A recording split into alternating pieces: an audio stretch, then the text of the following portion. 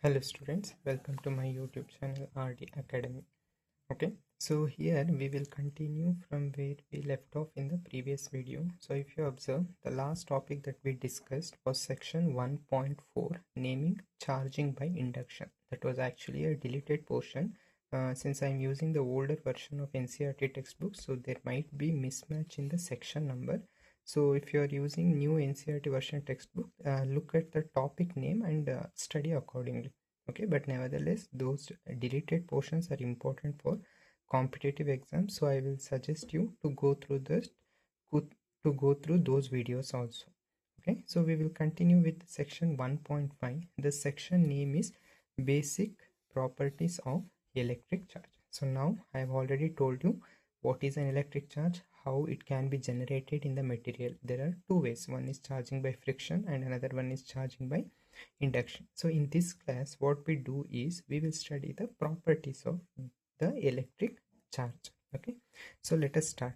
The first property of an electric charge is the property known as additivity of charge. Okay, so this is the most simplest property of the charge. It's not difficult. Okay, so as the name itself implies, additivity of charge. So suppose say you have a body. Okay, you have a cubical box. Inside that cubical box you have various charges, namely q1, q2, minus q3 and q4. So what this property additivity of charge tells us is that if a body contains more than one point charge, I will discuss what a point charge is. Suppose if a body has or it contains more than one point charge, the net charge enclosed by this particular body is nothing but algebraic sum of individual charges. Okay, so it simply tells you that if a body has more than one charges, then the net charge enclosed by the body is q1 plus q2 plus the third charge is a negative charge. So you can't ignore that negative sign here, minus q3 plus q4. Okay, this is what additivity of charge tells you, that the total charge enclosed by the body is nothing but algebraic sum of all the individual charges present in that particular body. Okay, this is the first property of charges. The second property of charge is something called conservation of charge. Okay, conservation of charge. So like the previous property, this property is also much simpler. So what do you mean by this conservation? I'm sure that in your first year PUC you have already studied conservation of energy, conservation of momentum, etc. Okay, so conservation simply implies some quantity is always conserved. That is, it can neither be created but nor destroyed. Okay, it is always constant. So what this conservation of charge property tells you is that in an isolated system, okay, in an isolated system, charge is always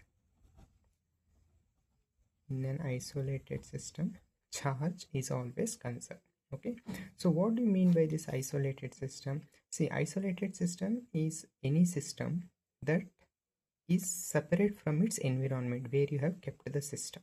Okay, so previously we saw that glass rod and silk cloth example, no? So what happened when you rub this silk cloth with the glass rod?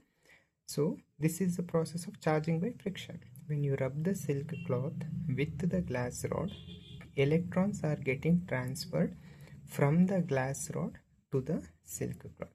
So as a result, what happens?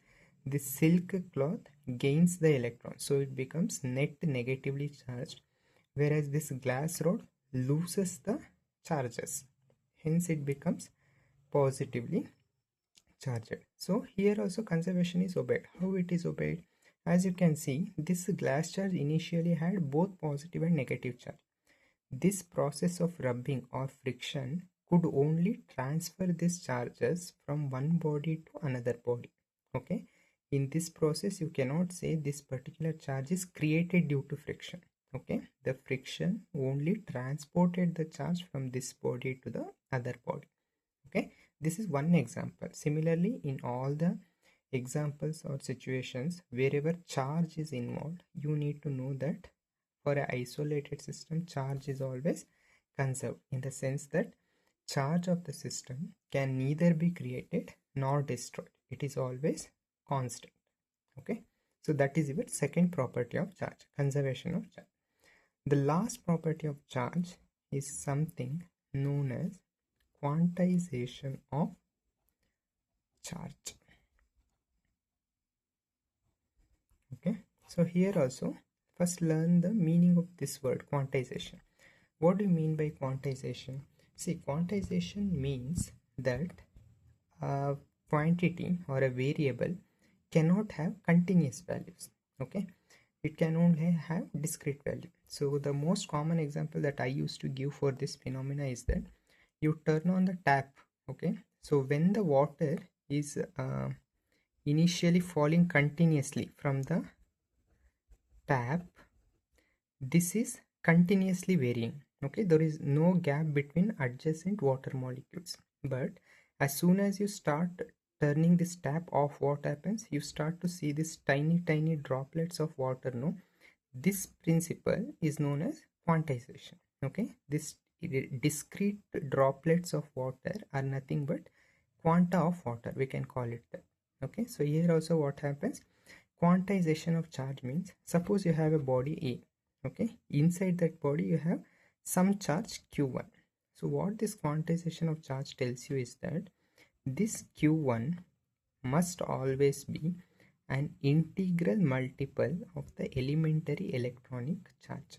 Okay, so this E is your magnitude of electronic charge, that is 1.6 into 10 power minus 19 coulomb. Okay, and this N is always an integer. Okay, in other words, this body A can either have one charge or two charge or three charge. This is acceptable, but it can never have 1 by 2 charge or 3 by 2 of charge or 4 by 6 of the charge. Okay, that number of charged particles a body has must always be integral multiple of this elementary electronic charges. Okay, so now based on this example given, can you calculate how many electrons are there in 1 coulomb of charge? How will you calculate that? Using this formula. Okay, so here we already know that charge contained in the body is 1 coulomb. So 1 is equal to, we don't know how many electrons constitute this charge of 1 coulomb. So that N is unknown. That is what you need to find. Multiplied by E. What is E? The elementary unit of electronic charge, 1.6 into 10 power minus 19. So N is equal to 1 divided by 1.6 into 10 power minus 19. If you solve this, you will get 6 into 10 power 28 electrons. Okay, so what does that tell you? If you have a body and if you say inside that body you have 1 coulomb of charge, then it implies that this body has 6 into 10 power 28 number of electrons in there. Okay, if you add after 6 if you add 28 zeros, then this is an integer. This can never be a fraction. Okay, so that is your quantization of charge, and this is one of the most important 3 marks question for your board exam. They will ask, write the properties of charges. Okay, so if you can explain this phenomena, it is well and good. If you cannot, it is enough if you just write these headings also. Okay, you can just write additivity of charge, you can write conservation of charge, and you can write quantization of charge. These headings are also acceptable.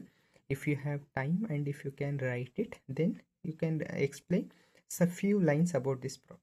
Like for example, if you write additivity of charge, here you can write the net charge contained in the body is the algebraic sum of individual charges. Similarly, for conservation of charge, you can write for an isolated system, the charge is always conserved. Similarly, for quantization of charge, the charge contained in the body is always integral multiple of elementary electronic charge. Okay, so I hope there is no doubt in this section. We will continue in the next section. Thank you.